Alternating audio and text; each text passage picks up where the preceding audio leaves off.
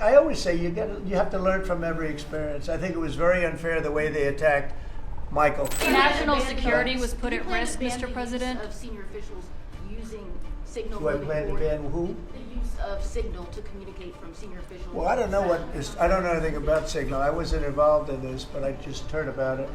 And I hear it's used by a lot of groups. It's used by the media a lot.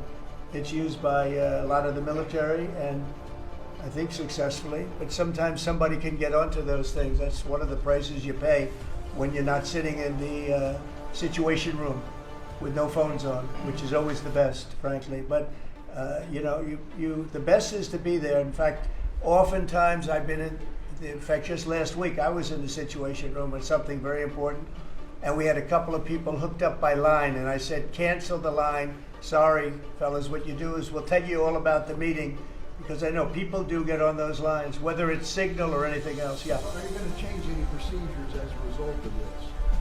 Well, I mean, look, we look at everything, and they've made a big deal out of this because we've had 2 perfect months. We are bringing in business. We have another one announced tomorrow, a big one, very big.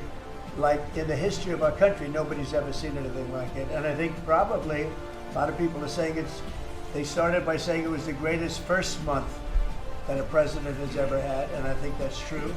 And now they say it's the best second month, and they had to find something. And this certainly will look at this, but the main thing was nothing happened.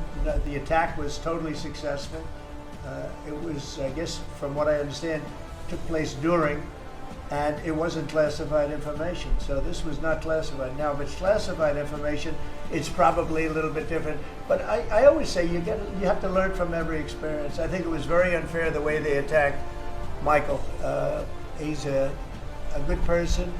The person that was on just happens to be a sleazebag, so maybe that's just coincidence. I don't know.